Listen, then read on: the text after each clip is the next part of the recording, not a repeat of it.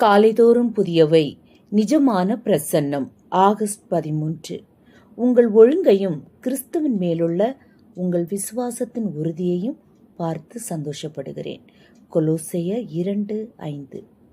Corona virus உலகமெங்கிலும் பரவிக் கொண்டிருக்கும் போது அதன் பரவுதலை கட்டுப்படுத்துவதற்காக மக்களிடையே இடைவெளியை கடைபிடிக்கும்படிக்கு சுகாதார நிபுணர்கள் அறிவுறுத்துகின்றனர். அநேக நாடுகள் மக்கள் தங்களை சுய தனிமைப்படுத்திக் கொள்ளுதலை கடைபிடிக்கும்படி அறிவுறுத்துகிறது.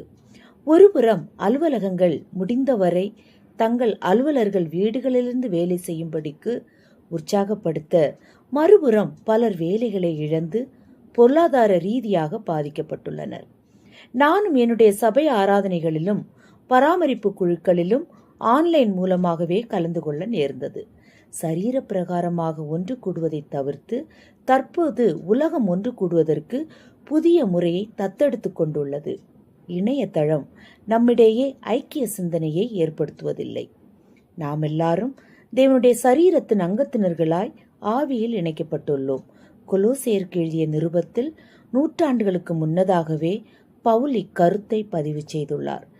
அந்த சபை அவரால் ஸ்தாபிக்கப்படவில்லை என்றாலும் அவர்களை குறித்தும் அவர்களின் விசுவாசத்தை குறித்தும் பவுல் தன் ஆழமான அக்கறையை வெளிப்படுத்தினார்.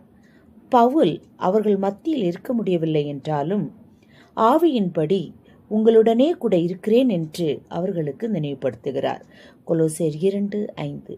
நம்முடைய பொருளாதார, சுகாதார மற்றும் பல நடைமுறை தேவைகளுக்காக நாம் நேசிக்கிறவர்களோடு எல்லா வேளைகளிலும் சரீர பிரகாரமாய் இருக்க முடியாது. தொழில்நுட்பம் அந்த இடைவெளியை பூர்த்தி செய்யும். கிறிஸ்துவன் சரீரத்தின் அவயவங்களாய் நாம் நம்மை பார்க்கும்போது கண்ணிற்கு புலப்படாத ஒரு ஐக்கியத்திற்குள் உட்படுத்தப்படுகிறோம். அத்தகைய தருணங்களில் நாமும் பவுலைப் போல ஒவ்வொருவருடைய விசுவாச உறுதியினாலும் ஜபத்தினாலும் கிறிஸ்துவுக்கும் உரிய ரகசியத்தை அறிந்து கொள்ள உற்சாகப்படுத்தப்படுகிறோம். கொலோசியர் 2:2. தேவனுடைய சரீரமாகிய சபையின் மற்ற அங்கத்தினர்களுடனான ஐக்கியத்தை நாம் உணர்ந்திருக்க வேண்டும். பரிசுத்த ஆவியானவரின் துணையோடு மற்றவர்களோடு ஒரு ஐக்கியத்தை ஏற்படுத்திக் கொள்ள வேண்டும். எப்படியாயினும் நான் மரித்தோரிலிருந்து உயிரோடு எழுந்திருப்பதற்கு தகுதியாகும்படிக்கும் அவருக்காக எல்லாவற்றையும் நஷ்டமென்று விட்டேன், குப்பையுமாக எண்ணுகிறேன்.